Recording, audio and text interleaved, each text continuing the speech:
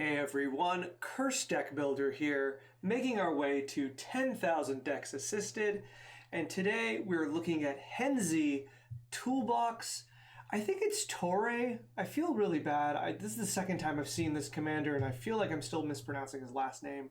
We're going to call him Henzie for now. We're looking at Henzie. This deck comes to us from Adam, who has brought their deck to the front of the queue by supporting the channel. Thank you so much, Adam. That means a lot. Your support for the channel is never unnoticed. And on the question of what needs improvement, they said consistency. Feels like if I don't draw a god hand, things never get going. And as for budget, they said trying to keep it around $150 total cost. Playgroup is upgrading different precons with the same budget. Absolutely. So this already I can tell is going to be the upgrade of a precon, and we can definitely be within a budget of $150. I would say even including, the original cost of the deck, we could probably factor that in and we'll be well within that. As always, if you like to see this deck, and not just on the YouTube screen as I show it, there is a link to the deck list in the video description below.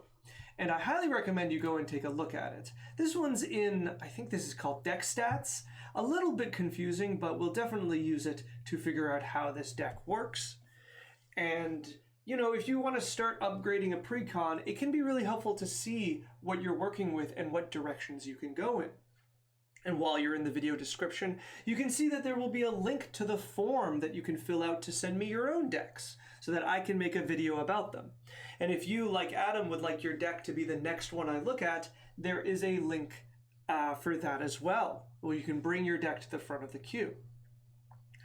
All right, who is Henzie Toolbox and why are we using them as our commander? Well, this is from the New Capenna Commander set, and though I really liked New Capenna, I recently, maybe a few months ago, had a box that I drafted with some friends, which was a lot of fun. I find the commanders are really, really wordy. Not bad, but really wordy. And I like Henzie because he's not really, really wordy. So what does he say? Well, he says, each creature spell you cast with mana value 4 or greater has Blitz. The Blitz cost is equal to its mana cost. So what's Blitz? Well, Blitz says if you can cast that spell for its Blitz cost. If you do, it gains haste, and when it dies, draw a card. And at the next end step, you sacrifice it.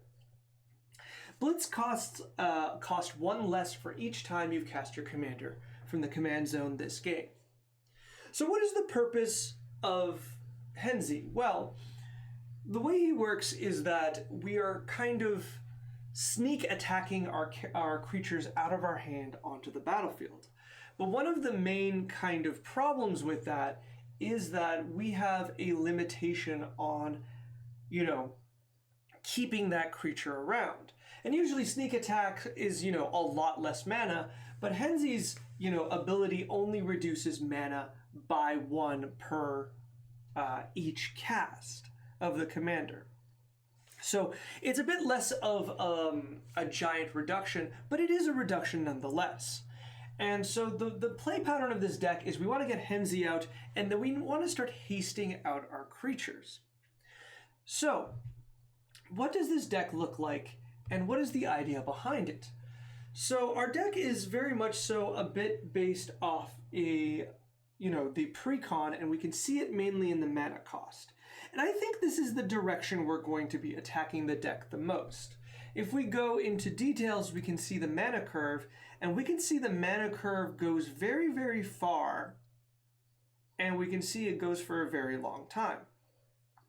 We can also note that at 2 mana, we actually have no 2 mana creatures in the deck, according to this graph. And even at 3 mana, we have a very, very low amount.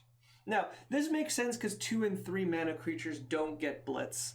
A fact that I kind of forgot while I put cards out to the side for this deck, which hopefully I'll be able to adjust on the fly. But beyond that, we can see that our creatures just kind of keep going. 4 mana, 5 mana, 6 mana, 7 mana. We've got 5, 7 mana creatures. Now, Henzie does reduce the cost of those creatures, But 5/7 mana creatures, even if they're 5/6 mana creatures, that's a lot. That's a lot. And don't get me wrong, we are cheating them in play and then they are dying, so we could reanimate them among other things.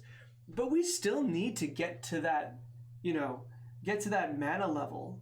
And 7 mana or 6 mana with Henzie out is quite a bit of mana. So kind of the direction I want to start off with is I want to kind of attack the higher mana cost spells, and then we can look at some options of cards that can improve, especially our ramp, and get us there faster. So let's do the first thing as I figure out how to use this display. We're going to group cards by CMC, and we're going to look from the highest to the lowest. Our land count is pretty good. The thing with deck stats is it kind of groups all of our non-creature spells together, which is a little frustrating, but we can see we've definitely got some ramp here at the 2 mana cost, especially something like Heartless Summoning, which I do really like here. But we're going to need a few more options here for sure. So before we go back and look at what we can add, let's go from the top and see what we've got. Blasphemous Act, our favorite 9 mana red spell, always acceptable, no problem here. We're going to start moving up. Waterfall Primus. So Waterfall Primus is interesting because it has Persist. It has Persist and it has an ETB. These are two things that we kind of like on our creatures. So that 1, when it dies, we get it back, and 2, it has an immediate effect. Non-creature permanent means lands, non-creature permanent means quite a few things, honestly, and we're generally pretty happy with that effect. And so, with that in mind, I still don't particularly like it. Let me see if I can make this card a little... Okay, it opens a new tab. Wow, deck stats, you are a lot. All right, so it is a 6/6. It is a 6/6 trample, which isn't bad, and it can be really high utility of keeping the creature around. But I think it's still at the lower end. It's still 7 mana. It's still 3 green. It is a effect we can get at a lower mana cost and still be pretty happy with. So I would say this is one of the cards we probably want to cut. Let's look at our 7 mana cards. We have Zendikara Resurgent, which is a very strong ramp card, but if we want to keep this card, we're going to have to change the deck a little bit. 1, we want to add more ramp to get to this, which we're already going to do, so that's fine. But 2, this is a little more dependent on creature spells. I would like us to up our creature spells by quite a few if we want to play Zendikara Resurgent and get the most out of it. Now, I'm pretty sure if we cast for a Blitz cost, we'll still draw the card, which is nice. But honestly, I feel this card does kind of stick out. It's really, really strong, but it's 7 mana. We already have a bit of a mana problem, or a problem with too many high spells. So I don't know to what degree we want to keep this in this current draft. If it helps to visualize, think like this. Zendikara Resurgent is a really, really strong card, but it is a card that makes a deck go from 7 mana to like 14 mana, right? It is not a card to get to 7 mana or get to 8 mana, right? So it's really powerful for decks that want to get to like 14 mana and start just churning out small mana creatures. And though you could be that deck, we're not quite there yet. So I want you to keep this card in mind because it's kind of going to be emblematic of the direction you're going to take the deck into. All right, let's keep going. Tree Shaker Chimera. This is a lot of text. I think this came with the pre-con, so I get why it's here. And this is the exact kind of card we want to avoid. So it represents a really interesting kind of swing. You attack with it, everything has to block, and then when it dies, you draw 3 cards. But it has 2 problems, maybe even 3 problems that I think we need to consider. The first problem is that without Blitz, this card is particularly bad. Tapping for 7, like playing 7 mana for this card and having to wait a turn to attack is really rough because it's just not a good time. And then further than that, it doesn't have an enter the battlefield ability, which is kind of the strongest, thing you can have on high mana creatures so you can get an instant effect out. Now, the Chimera does have a quote-unquote attack ability. It's not exactly that, but it's like an attack ability. So it's the next best thing. But once again, you kind of need Blitz to get it going. And finally, though this isn't the biggest deal because it is a bit of a corner case, it's still worth considering that this creature is particularly vulnerable to destroy removal. So like bouncing and exile is really, really good against this card.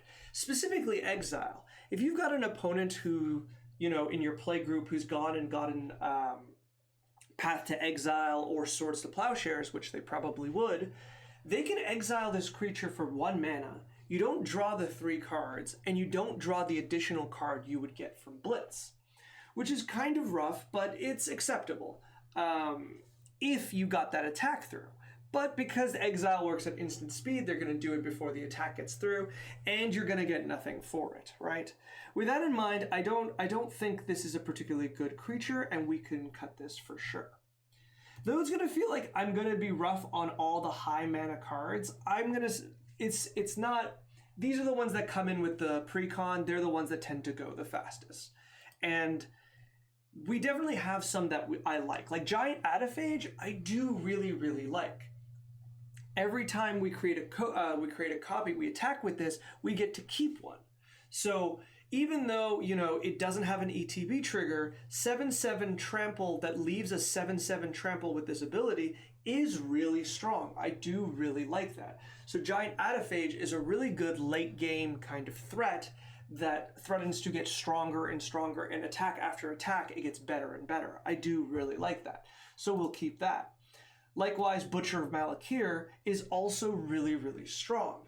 Now, you kind of don't want to blitz this out, or you want to have a way to sacrifice a lot of creatures while it's out, and we'll get to that later. But at the moment, it is... I'm just sorry, going to make a note of that before I forget. Let's see... But it is a decent creature that if you blitz out the Butcher and it dies, you get a lot of value out of it, right? You'll draw a card and each of your opponents will sacrifice a creature. That's really strong. I like Butcher of Malakir because it's a nice value creature. It's not overpowered, but you're going to be very happy casting it. Deathbringer Regent, likewise is really, really good, but I don't love the fact that you lose your commander for it, but sometimes that's fine.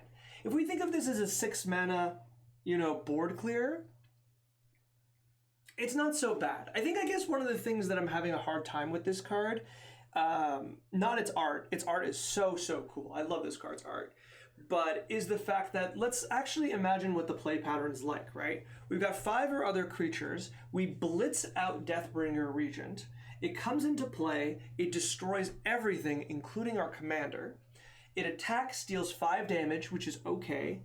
And then the blitz trigger happens, and then we lose it. Do you notice something?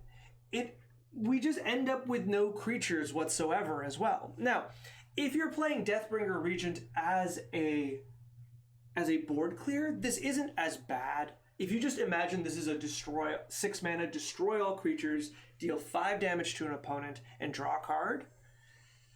I mean, when I say that, that's pretty good. I would play that card for 6 mana. I think that's absolutely fine. So with that in mind, just remember this creature is a board clear and not so much, it's not really a creature you want to pull out for value. Play it as a board clear. All right.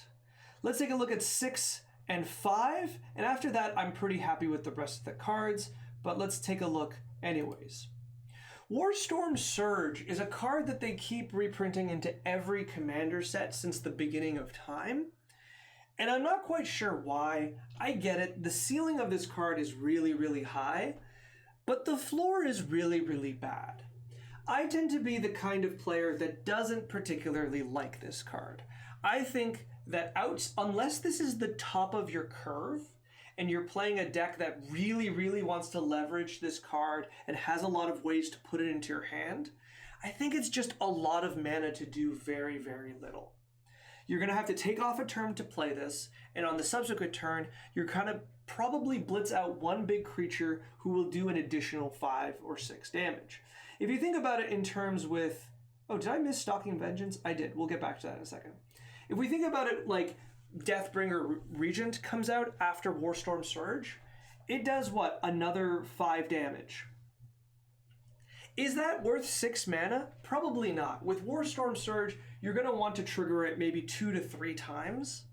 And that's a long time. And they have to be substantial triggers, right? Because if you're dropping like elves or like small creatures to do 2 or 3 damage, you're not really going to be impressed with the Warstorm Surge. But if you drop like 3 Deathbringer Regent style cards, you know, it's going to be worth it, but that takes such a long time. It's such a slow card. So with that in mind, I personally don't really like it, but at this power level, I think it's perfectly acceptable. So I'll leave it to you to decide. Let's go back to Stalker Vengeance. It also came in the set. So haste, whenever another creature you control dies, it deals damage equal to its power to target player or planeswalker. So I like this card. But the problem with this card is it doesn't work with Blitz very well, because its trigger can't be triggered by itself. So you don't want to Blitz this card, and it already has haste on it, so you don't want to Blitz this card. So I'm going to say this is a particularly fine card in a deck like this. It's very, very strong, but you're going to need to have a sacrifice outlet, which we're going to get to. But what you would also want is just to play this fairly. That's a lot of mana. So if you want to leave this at like the top of your curve, whereas your other 7 mana cards, you can kind of pretend they're 6 mana because of Blitz. I think you can keep this as the highest mana card in your deck. So we'd cut Waterfall Primus for sure, we'd cut some of the 7 drops, and Stalker Vengeance is just a 7 drop in your mind. You play it, you hit someone for 5, and then from that point on, all of your Blitz get a little stronger. Notice this is almost identical to Warstorm Surge, right? Where both cards get better as you Blitz out big creatures. But I think the fact that Stalker Vengeance is a 5/5 creature already makes it better, because at least when you play this, you get to attack right away. And if you have a sack outlet, you can kind of use the creatures you already have out to deal additional damage. Of course, the downside is that Warstorm Surge lets you hit any target, which you can use it as removal, but I still like Stalker Vengeance a little more. At this power level of upgraded precons, you don't often need to snipe down creatures. It's more often than not that player removal is stronger than creature removal. So with that in mind, I just generally like Stalker Vengeance, so I'd like you to keep it, and definitely keep it over Warstorm Surge. Noxious Gear Hulk is great. As said before, it has all the makings of a card I really like at this mana cost, of a really good enter the battlefield effect. The life gain is not nothing in a meta of, you know, pre-constructed decks, and it's just good. Even if you just play this for 6 mana, you're going to be really happy. So a very, very good card. Likewise, Kogla is a very, very good card. Its enter the battlefield ability is on ET is to fight a creature. I really like that. And then on attack, you destroy artifact or enchantment. Both of those will be triggered off of Blitz. Your opponents are down 2 cards. You are down 1 card for Kogla, and then on Blitz you're going to draw a card. That's just a really, really good assortment of abilities. So I really like its inclusion here. I think this is exactly the kind of card we like to see. Inferno Titan, likewise, incredibly, incredibly strong. Inferno Titan is a card that sometimes gets kind of a bad rap as maybe not the strongest Titan. And I think people just really underestimate how good its ability is. If you play Modern and you're familiar with Fury, it's kind of like Fury, just with 1 less additional damage. Now someone might say, but Cursed, Fury's free, Inferno Titan's 6 mana. That's fair. But you Blitz out Inferno Titan, you attack with it immediately, and you're doing 6 damage divided as you like. That could be upwards, you know, ideally it's like 6 creatures, but probably not, especially in pre-constructed situations where you don't have a lot of powerful 1/1s. But this could be removing 2 to 3 creatures just on its, ETB and attack. Really, really, really good. I absolutely like it here. A card that you're really happy playing fairly, which is something I've said before, and I guess I should stress. In a deck like this, where your commander is a very, very substantial power boost, what we have to do is we have to consider what happens if our commander is not on the battlefield. And some of our creatures we just want to be good even without blitzing. And Inferno Titan is absolutely that. Green Warden of Marasa, likewise, very good enter the battlefield, very good dice trigger. We're very, very happy with it. Itali, very, very good, very fun here. The fact that you can get it on ETB is really, really nice with Blitz. So attacking right after, really great. And Bane of Progress, I like it less than the other cards, but it's still very, very powerful. I think my problem with Bane of Progress is that sometimes it's just going to miss, and you're just going to be a little unimpressed with what it does. Remember, this also hits your artifacts and enchantments, so there are situations where you don't want to cast this card, but otherwise, it is a very decent card. You know your play group. If your play group is very susceptible to a card like this card is really, really good. If your play group is aware of this card, it starts getting a little worse because they can plan out, if no one has an enchantment deck or an artifact deck, then this card gets just a little worse. The fact that it has haste makes it a lot better, I will say. But even then, I think at times you're not going to be too impressed. All right, I'm not going to go too much into other cards. There are a lot of really good selections here that I like, and there are a few that, stick out to me, like Kithek just doesn't feel like it belongs here. This is a lot of work in a deck like this. It can be really, really good, but every time I try to play Kithek, I'm just unimpressed with it. So I would say maybe be a little critical about it, and then, move on from there. Just doing a quick little look. A lot of other cards seem to be really nice. I like a lot of inclusions here. Okay, let's talk a little bit about ramp. So we have a lot of really nice ramp at 2. And then we have some elves. And I want to talk about these elves a little bit. We're going to talk about the idea of ramp and what mana cost we really care about. So this is something that comes up quite a bit with as we're planning our decks of what is the most efficient and ideal ramp. And the idea is ramp falls into 3 categories, for me at least. There's 3 mana and higher. 3 mana and higher ramp is when we're trying to really, really ramp. We're trying to go from 3 to 5. We're trying to go from 4 to 6. Etc., etc. As we said with Zendikara Resurgent, which is 7 to 14, right? These are the numbers at higher mana cost of ramp of 3 and higher. We're trying to get somewhere really, really quickly. At 2 mana is just the standard. You're just playing a regular kind of game. You just want some ramp to fix your mana and just to have a bit of a good time. You're in green. It's accessible. You're going to be pretty happy with that. But 1 mana ramp is really, really specific, because it tends to be on creatures, or we have wild growth here, which is also really nice. And it tends to be with the means of putting out your commander as soon as possible when they're at 3 mana, which I do like here. These creatures make it a bit easier to put out your commander on turn 3. But I don't know to what degree that's actually true. What is the setup that we need to do that, right? We need a 2 mana land that comes in untapped. And I don't think this deck has that, right? Maybe okay, it is possible with the Shadowblood Ridge. But at the moment, I think it's very, very unlikely.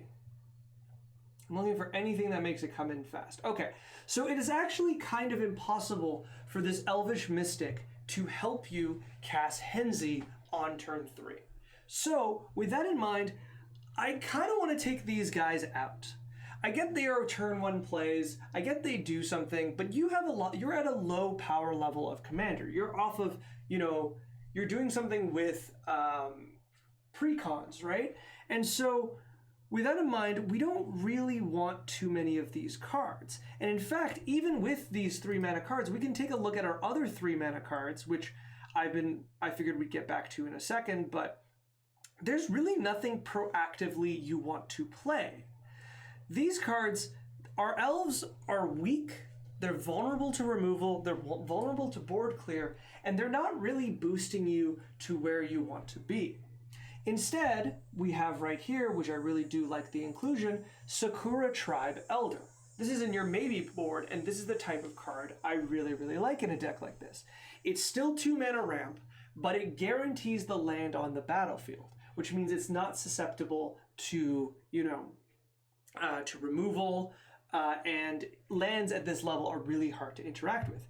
It also combos with a card like Stalker Vengeance or Butcher of Malakir, which are 2 types of cards that are really, really good in your deck, which means at the end of the game, when you have Butcher of Malakir out, you're happy to be finding, Sakura Tribe Elder over Elvish Mystic, because neither of those cards can be blitzed, but one of those cards can sacrifice itself, right?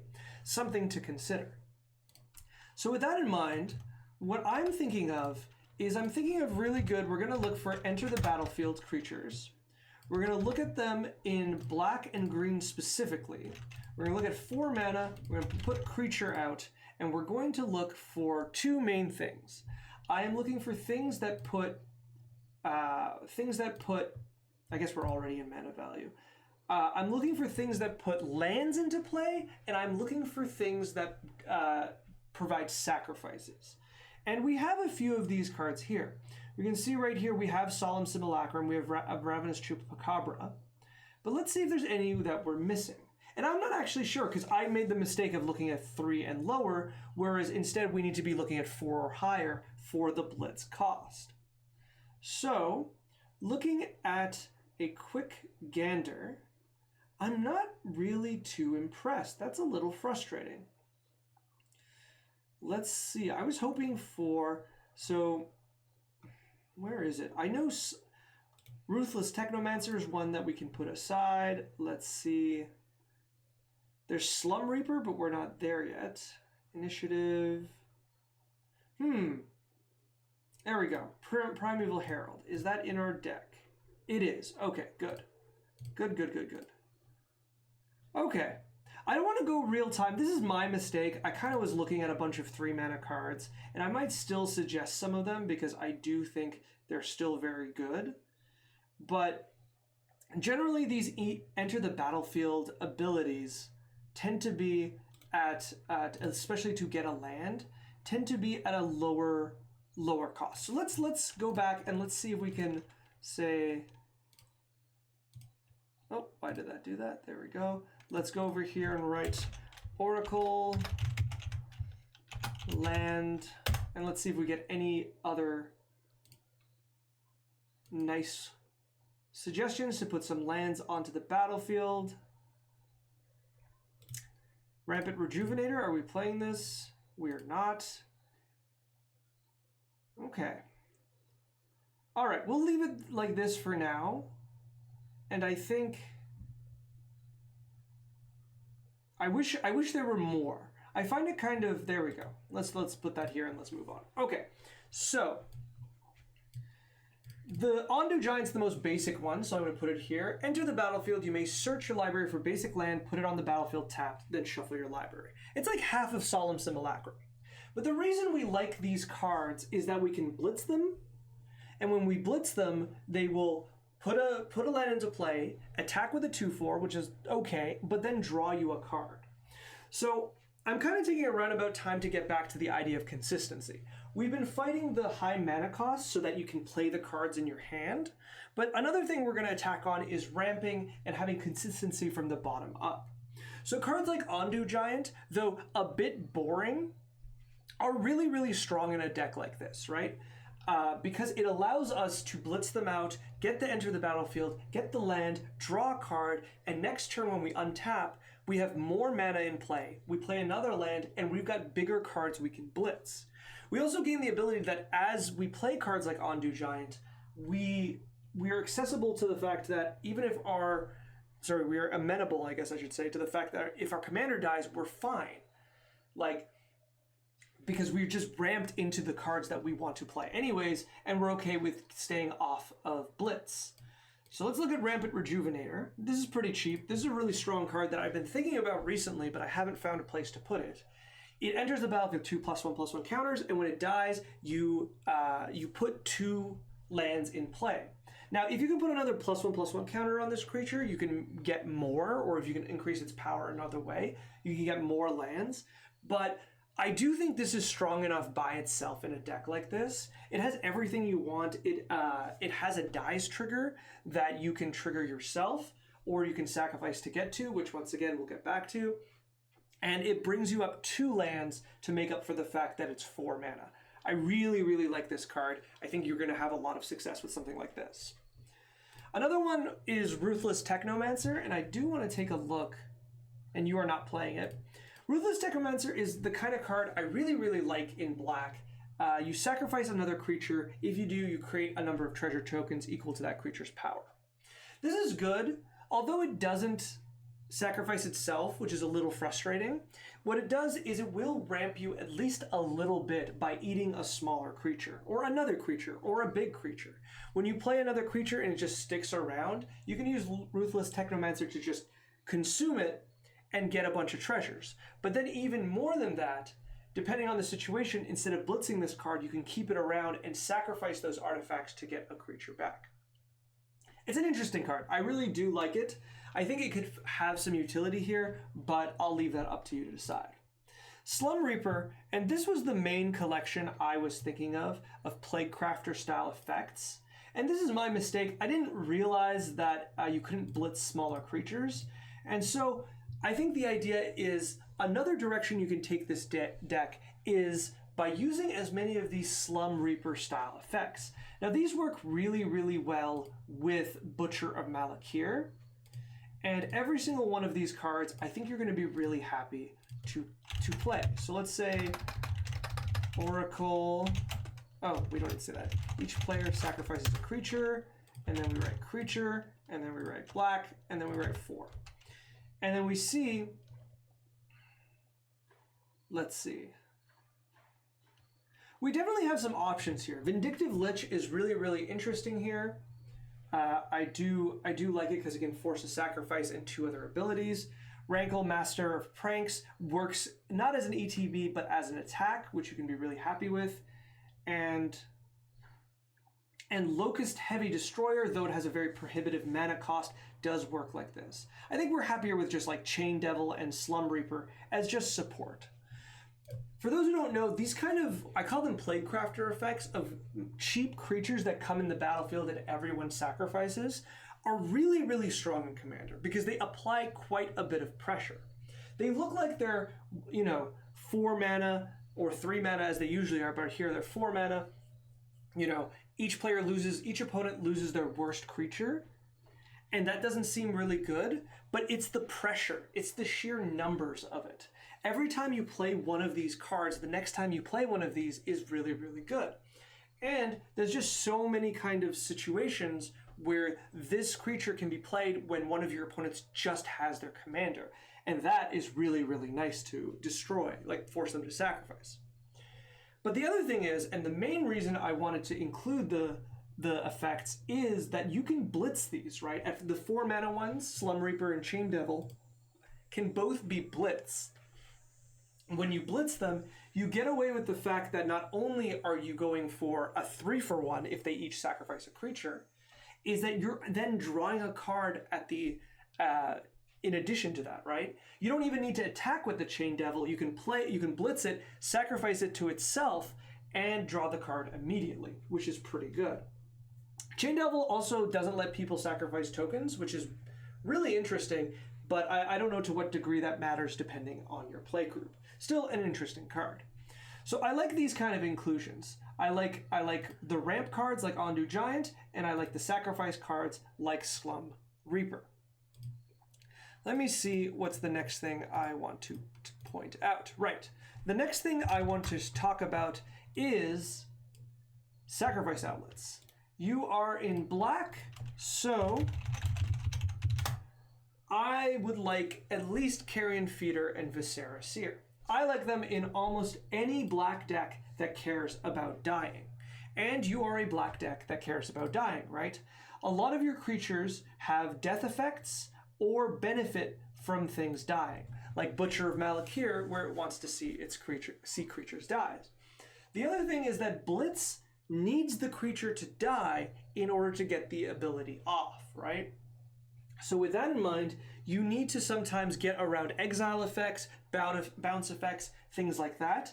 And having, you know, a Viscera, I always say this, Viscera and Carrion Feeder, these two creatures will be around to sacrifice those creatures at instant speed should you have the need to kind of, you know, get that card draw around exile or something like that. In addition, I don't know what this card goes for these days, but Ashnod, okay, a few bucks. I think that's within budget for sure. Ashnod's Altar is also a really, really strong card in a deck like this. Let me see. Are you playing it? You are not. Ashnod's Altar not only is a sacrifice outlet, but it also turns your creatures into mana so you can play your bigger creatures, which I really, really like in a deck like this.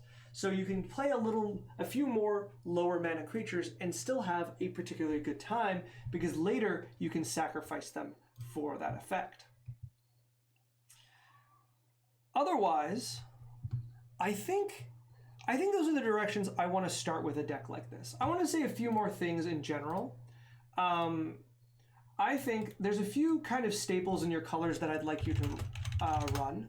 Life and Death is one of the strongest reanimation spells when you have at the price of it, and I mean real people dollars, when you are in green and black. Like, I can never get tired of this, so I'm going to take a moment. If we go to Reanimate. Reanimate is going for $12, $13 for 1 mana reanimate a card. Death has the exact same effect, which I guess we can, I don't know which way I want this rotated. Death has the same card text, but it costs 2. And at lower power, that's completely worth it. You're really, really happy casting this card. And in a deck like this, being able to reanimate your creatures after you blitz them is really, really nice.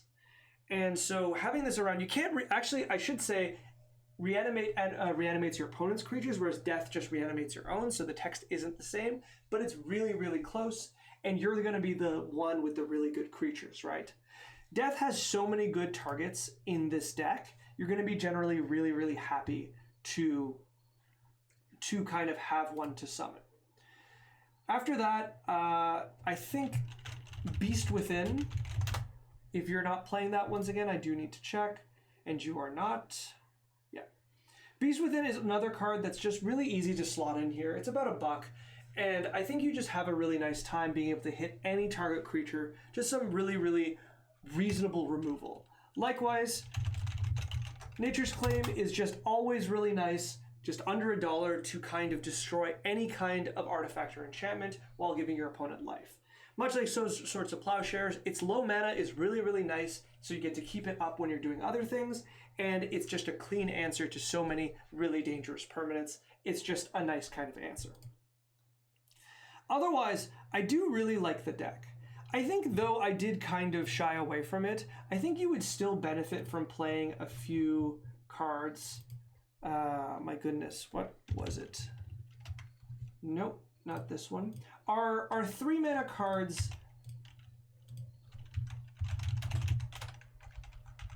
Sorry, I'm trying to enter land tapped.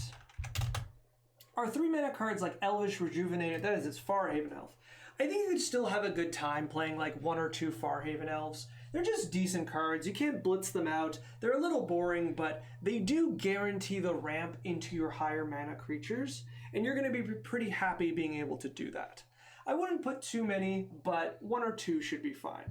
They're just, I would go for the Andu Giants style abilities first, where it's at 4 mana, and then I would play maybe 1 or 2 of our 3 mana versions. Where'd they go? Farhaven Elf. All right. Let me sum up a nice little conclusion for you about the deck. I really like the deck. I think this is a good direction to start going into. All of your inclusions make sense to me, and a lot of them are very, very strong. I can see just like already by having something like Primeval Herald, which is just so good. I can see that you already got the right idea of upgrading the deck. I think the main problem with its consistency is just how much of the deck is just kind of uncastable without ramp. We have 8, 15, 21, 22 cards that are 5 mana and up, and that are in your hand, might kind of be dead for a while. And that's almost 20% of your deck. That's just, it is more than 20%, sorry. And it's just too much, I think. I think if we cut down on the higher end and put a lot of that mana into the lower section, 2 mana creatures like, you know, Sakura Tribe Elder as ramp, and then 3 and 4 mana creatures that provide ramp like Andu Giant or provide utility like Slum Reaper, you're going to have a much nicer kind of curve going forward. That ramp is going to get you to 4, and that ramp from 4 is going to get you to 6, and so on and so forth, and you're going to be really happy with that result. You'll find that your draws are going to be much better, and the blitz effect is going to be much more reliable because you'll have the mana for it. In addition, I think, as I said before, playing Carrion Feeder, Viscera Seer, and Ashnod's Altar are going to be good sacrifice outlets that jive very well with your deck, and you're going to be pretty happy with the results there. Playing